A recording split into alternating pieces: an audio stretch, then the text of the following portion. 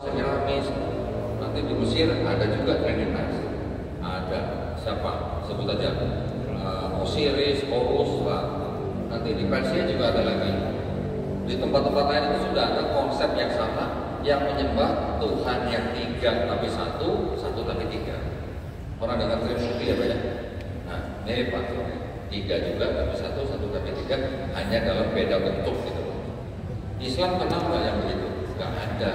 Bahkan di dalam Quran ada sebutan Bapa, anak itu nggak ada juga. Kenapa? Karena kalau ada sebutan anak Tuhan, nanti lama-lama orang bisa menyebut sang anak ini sebagai Tuhan juga. Ya, pada zaman sebelum Yesus memang sudah ada orang-orang yang menyebut orang yang punya kelebihan, punya mukjizat disebut sebagai anak Tuhan. Tuhan bahasa Inggrisnya apa? God. Kalau dewa bahasa Inggrisnya apa? God. Sama. Benar? Beda. Ya tapi sama-sama God kan? Iya. Jadi Tuhan sama dewa bedanya apa kalau bahasa Inggris? Bingung. Benar nggak? Pernah mikir nggak Pak? Kalau di dalam bahasa Inggris Tuhan itu ya God, dewa itu ya God. Bedanya cuma mungkin kalau Tuhan yang Maha Esa dengan G besar, kalau dewa G kecil, betul kan?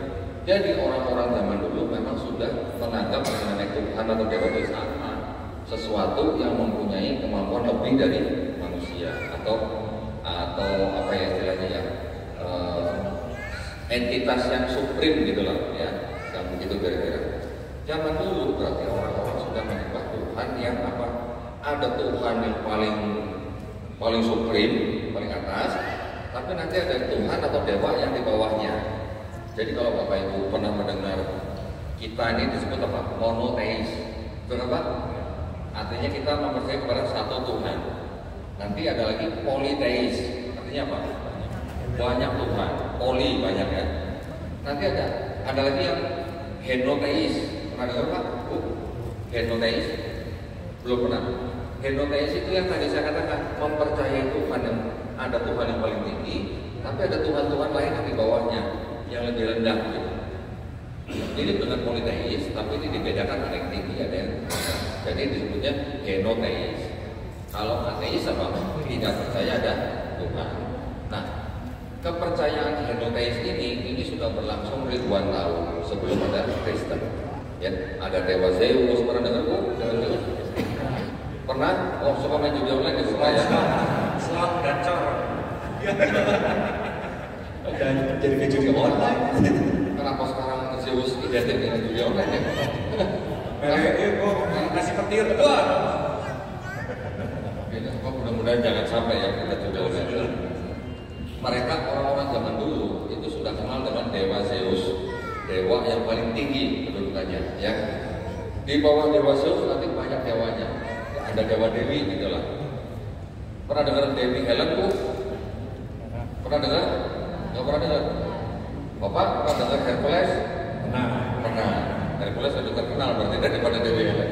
Hercules itu anaknya dewa Zeus, tapi ibunya manusia Pak. Kalau Dewi Helen itu anaknya juga dewa Zeus, tapi ibunya Dewi. Jadi orang zaman dulu sudah percaya dewa yang paling tinggi itu bisa punya anak dari manusia. Anaknya ini nanti disebutnya apa? Setengah dewa, setengah manusia. Gitu ya. Kristen ada Bapa Tuhan yang paling tinggi, ada Yesus sebagai Tuhan yang jadi manusia. Jadi Yesus disebut sepenuhnya manusia, sepenuhnya Tuhan. Hercules disebut setengah manusia, setengah dewa. Mirip nggak? Ada kemiripan nggak? Mirip ya? Detailnya mungkin beda, detailnya yang Kristen mungkin jauh lebih bagus. Tapi yang ini kan sudah ada ribuan tahun sebelum ada Yesus. Ya, paling tidak minimal 800 tahun sudah ada sebelum ada Nabi Isa AS. Yang menulis tentang dewa Zeus itu siapa? Orang Yunani, namanya Homer. Homer ini sudah menceritakan tentang dewa Zeus, nanti menghamili dewi ini, punya anak ini, menghamili perempuan ini, punya anak ini. Jadi dewa Zeus itu dewa yang selamitan gitu. Cunihin. Apa? Cunihin. Jadi diceritakan dewa Zeus ini punya anak sampai 100 anak bayangin.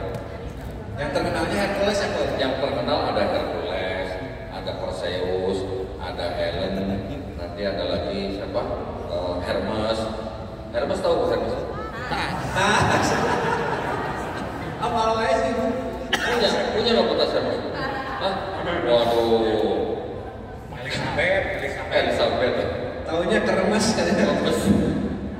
Nah, jadi memang kepercayaan orang zaman dulu itu memang yang sudah percaya dengan dewa-dewa, di mana dewa itu bisa punya anak, ada sebutan anak dewa sama dewanya.